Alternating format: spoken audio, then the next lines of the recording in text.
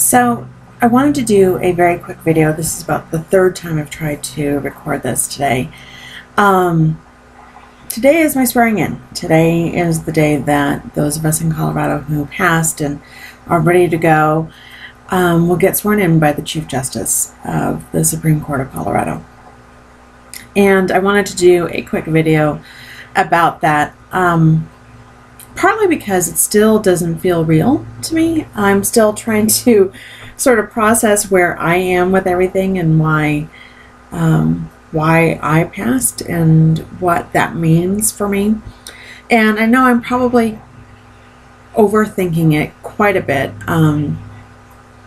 but it is such a big deal to me that I passed and that I'm actually here doing this and that my family will be seeing this happen today.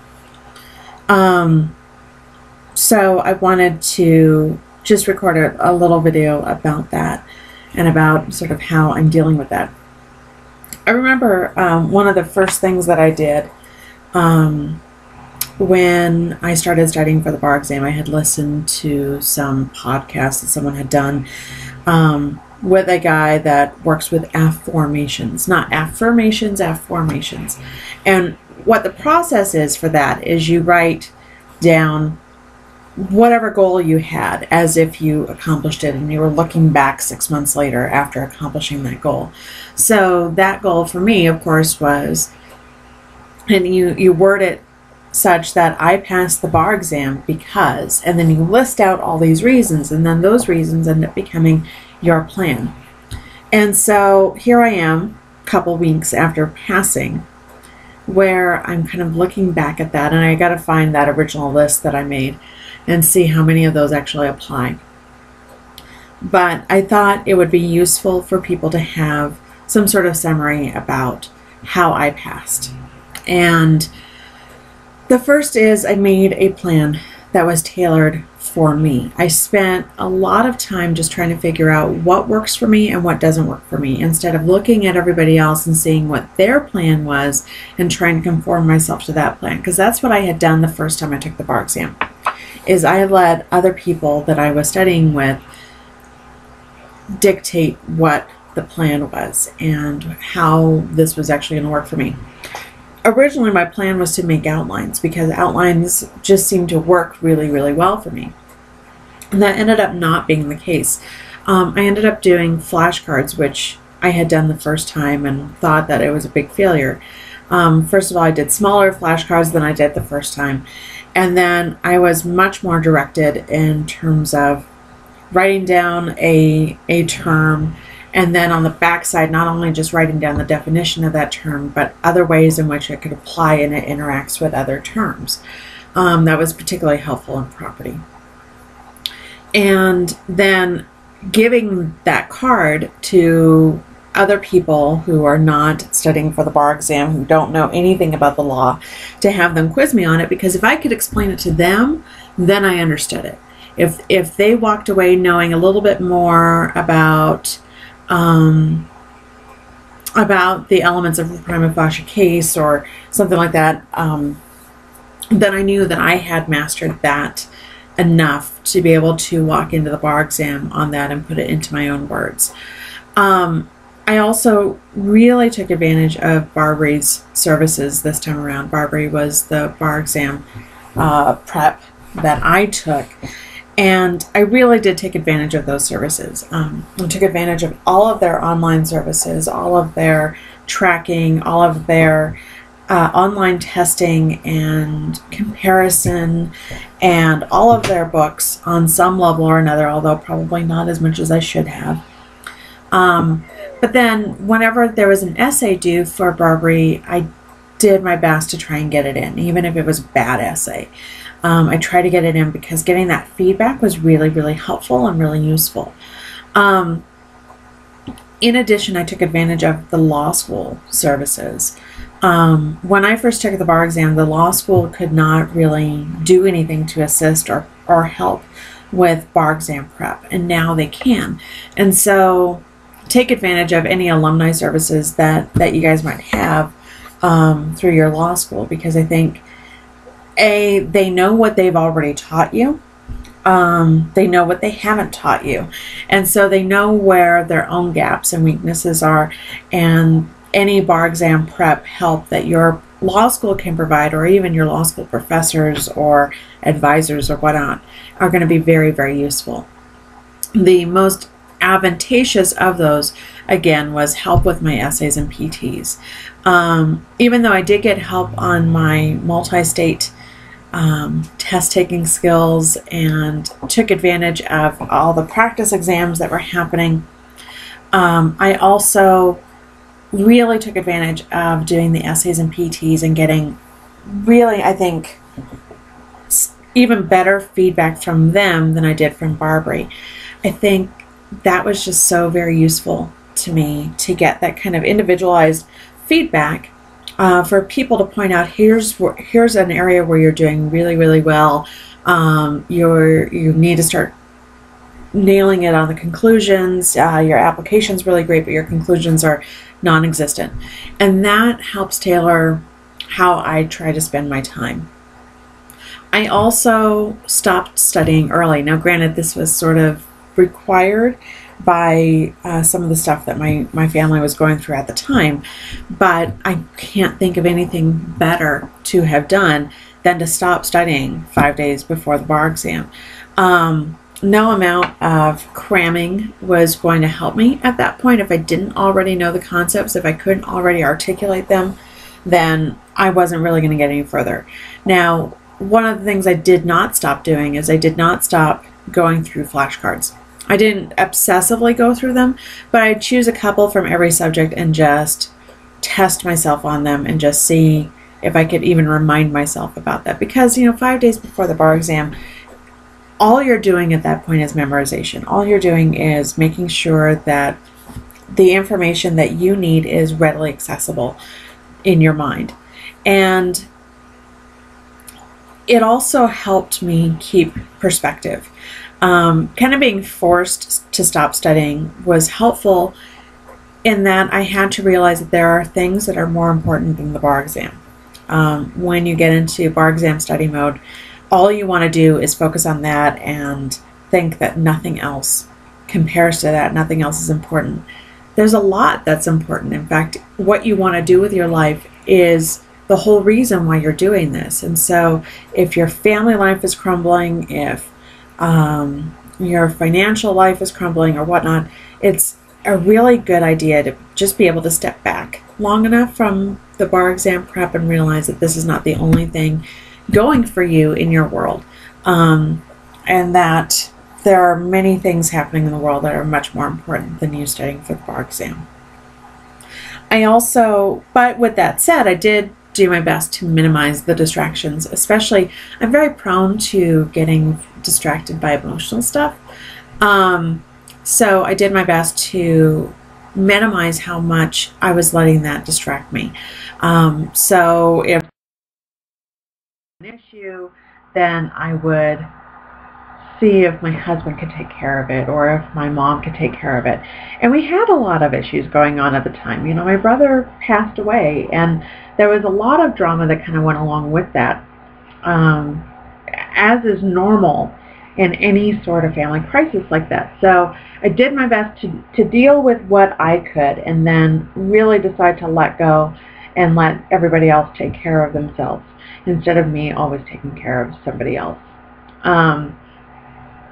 I also decided, and my friends termed this the pre-victory party, but I had a barbecue for the friends that had really been very useful and inspirational to me during my bar prep and right before I started studying, and as a way to sort of just celebrate, relax.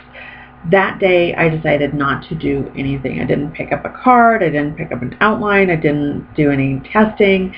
Well, okay, maybe I did do a little bit of that, but the focus was on spending time with my friends and reconnecting and reminding myself of the place that I hold in their lives. And terming it a pre-victory party, I know would make a lot of people uneasy, but that was probably the best thing for me, was to view it as yes, I'm going to succeed and this is going to happen. Not in an arrogant sort of way, but in a, look at all the work I've done. I've done 400 plus hours of studying. I have done over 1,000 questions by this point. I have done all these essays. I've done all these PTs. Yes, I'm going to pass because I know what I'm talking about. And I may not know 100% of it, but I do know enough to be able to pass. And if you can get to that point, it's usually right around the middle of July, just a couple of weeks before the bar exam, take a day off to just celebrate. Celebrate the fact that you've gotten this far and you haven't killed anyone yet. That's a pretty good thing to celebrate as far as I'm concerned. But that leads me to sort of my last one is the visualizations.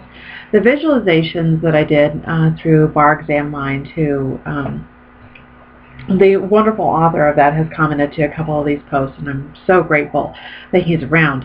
Those visualizations were so wonderful, and you know, we're going to be recording a little bit of a video today during the swearing in, because that was the biggest thing, was actually being able to put myself through those visualizations in the swearing in ceremony. I have no idea what it's going to look like. I know roughly where it is, but I have no idea what's going to be said or how I'm going to feel. But putting myself in that at the end of this whole process and walking myself through those visualizations, but in particular that one, this day of my swearing in, was so very important to me, because I could then focus on what it feels like to succeed, what it feels like to have gotten to this point in my career, to have gotten to this point in my life, after a lot of life struggle, trying to pass the bar exam, trying to get past the bar exam, has been very difficult and very,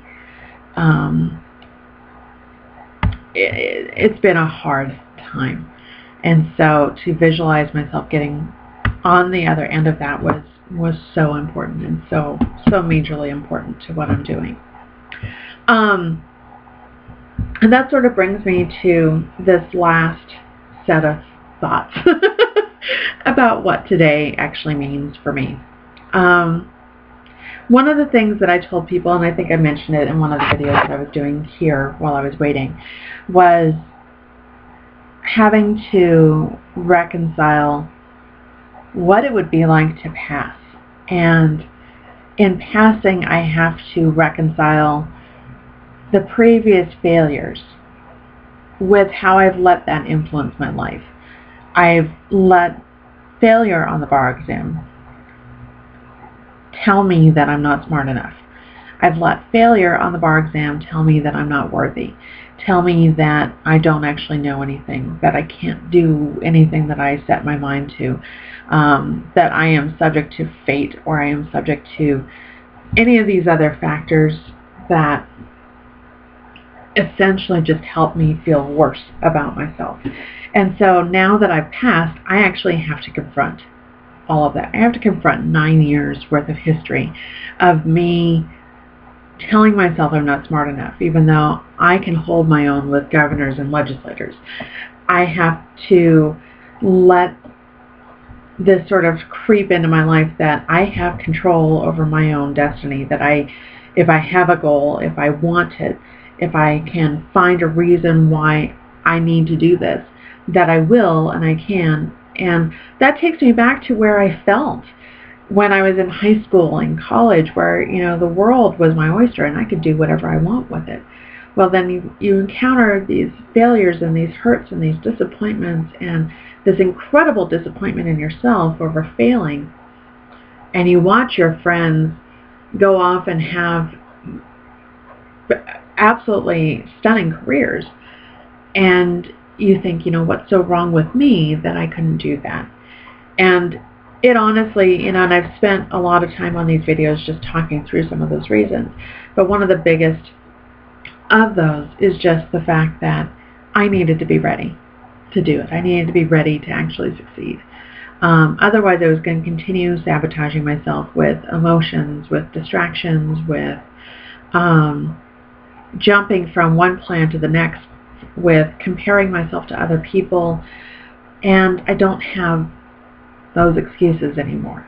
And I really have to embrace the fact that now I really can do whatever I want. You know, I can go out into the world after being sworn in today and decide never to practice law, which is a very likely scenario. Or I can write a book about finally passing the bar exam. Or I can provide guidance to other people taking the bar exam or other people who have failed the bar exam. You know, really, I can continue doing mediation. I can teach. I can do anything I want to at this point. And I could have before, even without the Esquire after my name. I could have done any of those things. But right now, this is where I am, and right now I have the whole world open to me. And that, it is a scary sensation. It's incredibly freeing and liberating. But because I've been holding myself down and tempering myself with these thoughts of failure and these impressions of not being worthy enough and not being enough for my profession, I am going to be spending the next year or so learning how to embrace that freedom once again and to really, really see what I can do. And so now that I've conquered this challenge, I'm looking for the next biggest thing. And I don't know what the next biggest thing looks like. But I do know that it is inspiring and it is helpful and it is amazing to feel like I can finally do anything that I want to do. And so for those of you who have been watching this, if you passed, if you haven't passed, if you are still trying to decide whether you want to do it or not, this is one story. And it's a very personal story, and I'm very happy to talk with anyone that is sort of stuck in the middle of their own story and trying to figure out where they want to go next and how they want to get there. But this is my story. And I am so grateful to everyone who has been watching these videos, whether they be family or friends or complete strangers or people that have gone through the Colorado bar exam with me this year. I'm really grateful for your presence, and I'm really grateful for your support. And it is so overwhelming. When I posted on Facebook shortly after my last video that I passed the bar exam, I had 200 comments and even more likes. And it was so overwhelming. I almost shrunk back because it was almost too much attention and just too much. And it's hard still to celebrate this because I keep thinking there's so much more work to do and I've got to do so much more. And it's hard to just sit back and take it in and realize that I am enough and that I worked hard to get here. For all of the accomplishments that I've had in my life, I've always minimized them with, you know, oh, it was luck, or, you know, just other people in the class were having a bad day that day, that's why I got that A and no one else did. I've always found ways to minimize it and diminish it. And it's really hard not to do that with this, but that's the next struggle. The next struggle is actually embracing success and deciding that I like how this feels. So thanks so much again for all the support and the great comments and everyone being my cheerleaders on this journey. I have never felt alone in this, which I think was another significant factor in why I passed. So thanks again. And I don't know, maybe I will make more videos, maybe I won't. We'll see what happens. But good luck to you.